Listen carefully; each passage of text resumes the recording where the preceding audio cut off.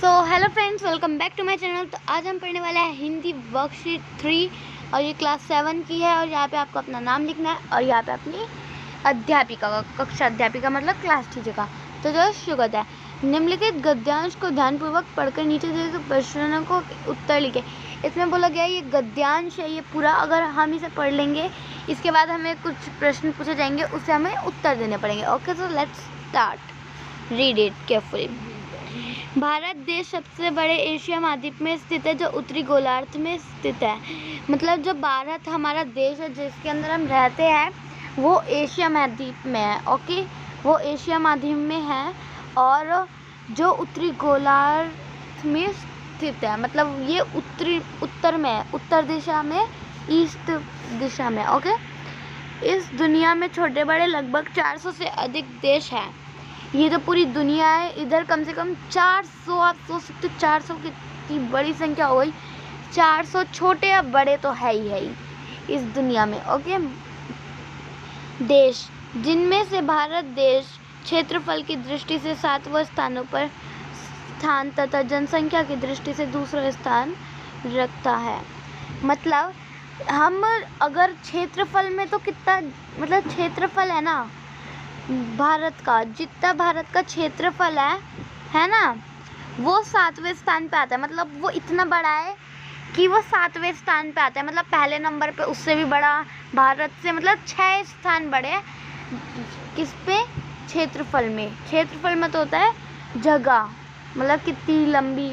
Okay, और जो जनसंख्या में दूसरे, मतलब हमारी भारत जो देश है इसके अंदर जनसंख्या इतनी है, बस एक देश भारत की जनसंख्या से ऊपर है। ओके, मेरा देश भारत ही ऐसा देश है जहाँ सभी धर्मों के लोग एक साथ मिलजुल कर रहते हैं। तो वही सभी देशवासी मिलकर अपने देश की आन और शान के लिए कुर्बान हो जब जज्बा भी रखते हैं।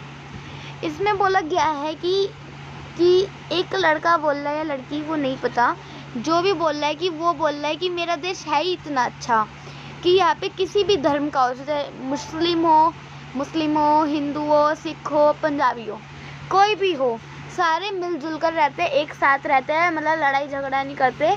और देशवासी मिलकर, देशवासी मतलब जो अपने देश के लिए काम करते हैं, वैसे वो हमारे देश की आन और शान, मतलब हमारे देश को सबसे ऊपर करने लगे हुए हैं। मतलब वो हमारे देश की आन और शान के लिए अब कुर्बान होने का जज्बा रखता है, मतलब हिम्मत रखते हैं। मेरे देश को प्राचीन काल में आर्यव्रत, ब्रह्मावत तथा हिंदुस्तान कहकर पुकारा जाता था। मतलब प्राचीन काल मतलब पुराने ज़माने में क्या कहते पुकारते थे, जो हमारा भारत कहते हैं हम जिस देश को, उसे प्राचीन काल में पहले कहते थे आर्यव्रत, ब्रह्माव्रत तथा हिंदुस्तान। ओके, और हिंदुस्तान भी। मेरे देश भारत का नाम ओके फ्रेंड्स, त्रिगवैदिक काल के प्रमुख जन भारत के नाम पर पड़ा। मतलब जो ये त्रिगवैदिक काल था, जब ये चल रहा था, ये वाला काल, तब उस समय भारत नाम पड़ा था, भारत के ये नाम। ओके, अब करते हैं हम क्वेश्चन आंसर। बहुत इजी है फ्रेंड्स, बहुत इजी। तो फिर पहला प्रश्न है, निम्नलिखित शब्दों से अपने मनपसंद वाक्य बनाइए।